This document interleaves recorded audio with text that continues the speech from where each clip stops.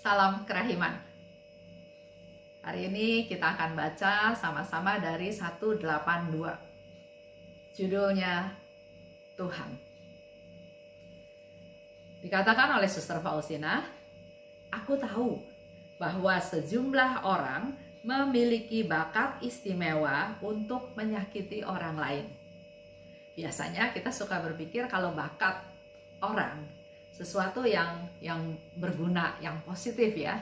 Tapi hari ini Suster Faustina memberitahukan kepada kita semua bahwa ada sejumlah orang yang punya bakat istimewa. Tapi justru bakat istimewanya itu adalah untuk menyakiti orang lain.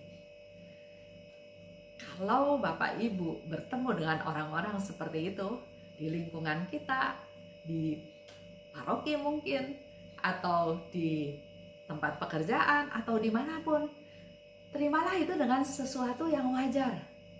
Karena Suster Faustina hari ini katakan ada sejumlah besar orang yang memang punya bakat istimewa untuk menyakiti orang lain.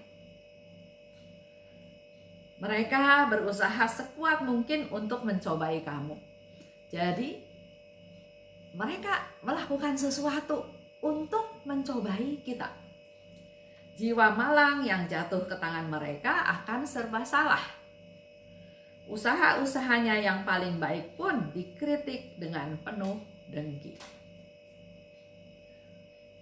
Ini yang dialami oleh Suster Faustina.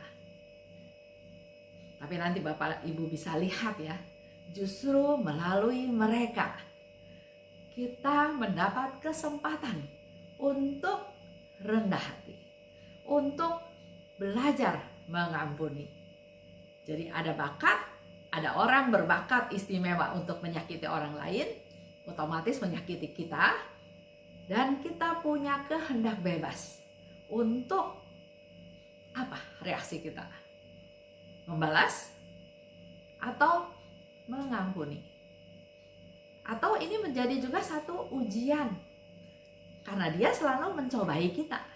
Walaupun kita berusaha sedemikian rupa pun, dia selalu mengkritik. Dan bukan kritik yang membangun, tapi kritik dengan penuh dengki.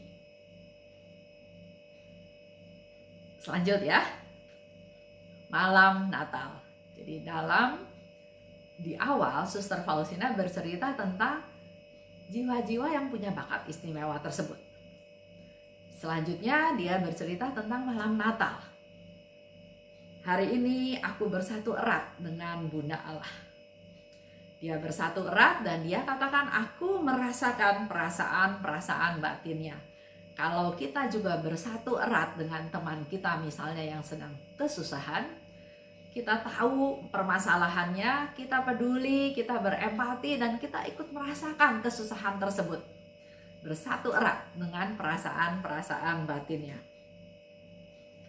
Di dalam misa malam bernama Pasterka, yaitu misa para gembala, aku melihat kanak-kanak Yesus di dalam hosti, dan rohku terbenam di dalam dia.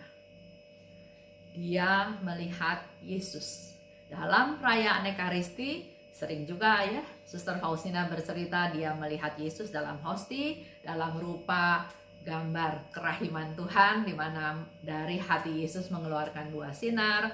Juga pernah dia melihat Yesus yang menderita, juga melihat Yesus yang dibopong oleh Bunda Maria. Tapi malam Natal ini dia melihat Yesus dalam rupa kanak-kanak Yesus. Bukan itu saja, rupa kanak-kanak Yesus itu ada di dalam hosti kecil. Kita menjadi sadar, menjadi kembali diingatkan bahwa kalau kita ikut perayaan Ekaristi, kita menyambut komuni, kita menyambut hosti kudus, kita menyambut Tuhan.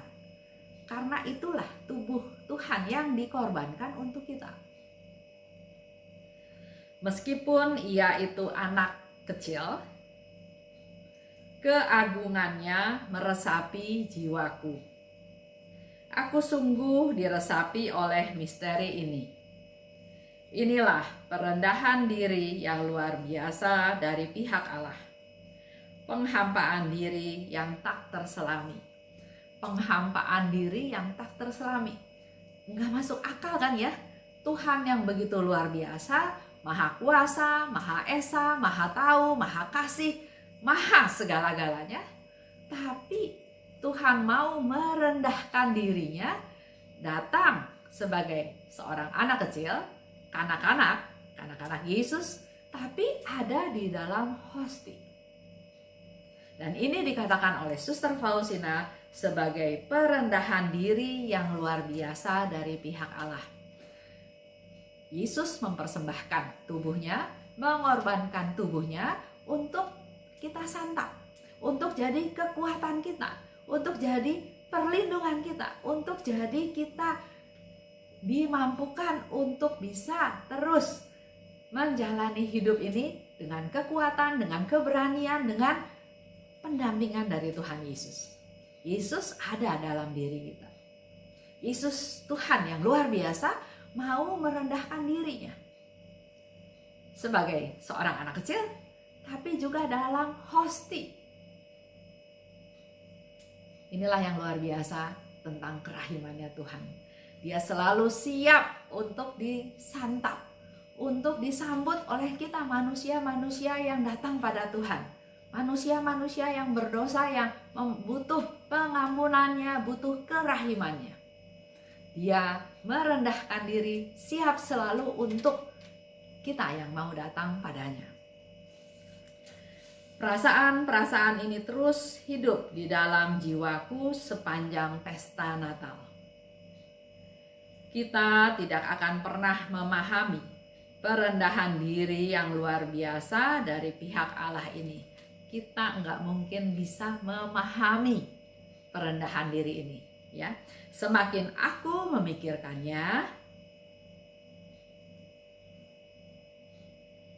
Suster Faustina nggak lanjutkan kata-katanya.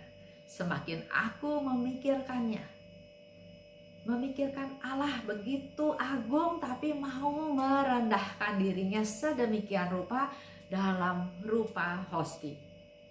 Kesimpulannya, Tuhan dengan kerahimannya merendahkan diri serendah-rendahnya dalam rupa kanak-kanak Yesus dalam hosti.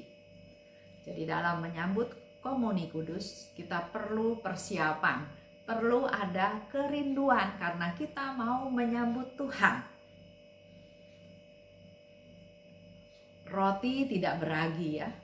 Hosti, roti tidak beragi.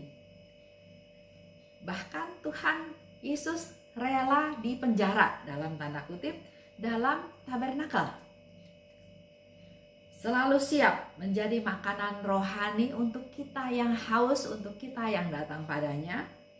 Dan selalu memberikan rahmat berkat yang kita butuhkan. Itu yang dikatakan oleh Yesus.